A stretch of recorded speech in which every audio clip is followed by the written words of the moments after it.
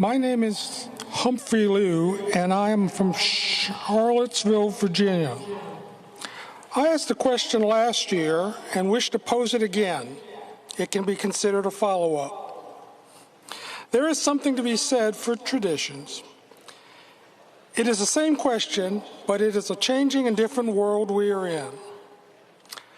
Looking at global trends, it increasingly does seem that zero-emission vehicles may have finally reached the cusp of massive adoption. Do you see any opportunities in this space, either in specific vehicle manufacturers or in related technologies? As an addendum, I will note that Berkshire has very relevant interests in energy, Pilot Flying J, and BYD. Thank you. Yeah, well, we will. I hope you're right. And massive adoption has been sort of a moving target so far, but I hope we get there. But Berkshire would not be. I don't think that we bring any special talent to that field. You've got vehicle manufacturers, and I would certainly not know how to pick the winners in an industry like that. But I'll be delighted if there are some winners. But don't count on us foreseeing who the winners will be, and don't count on us for predicting when something will happen.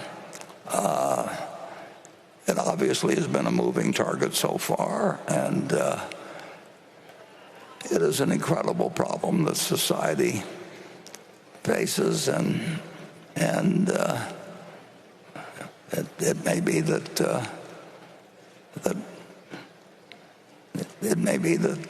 governments are not very good at solving it for a while. It's all of climate change it's got a terrible problem just in the fact that, in effect, that the United States particularly has been the one that's caused the problem the most, and then we're asking poorer societies to say, well, you've got to change the way you live because we lived the way we did. And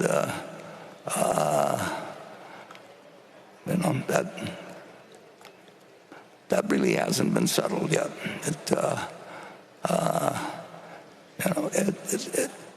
It's a fascinating problem to me, but I don't have anything to add to how you really slice through the world. When I was born in 1930, there were just essentially 2 billion people in the world.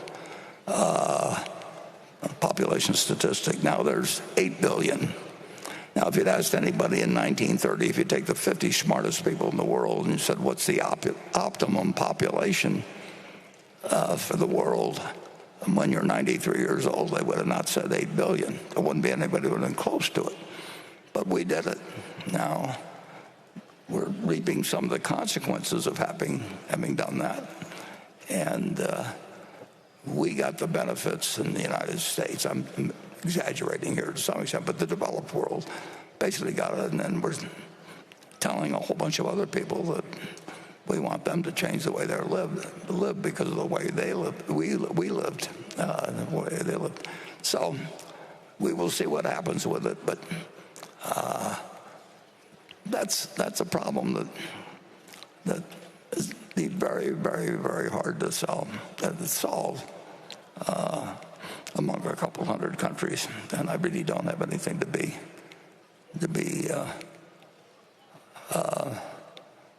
contribute on it.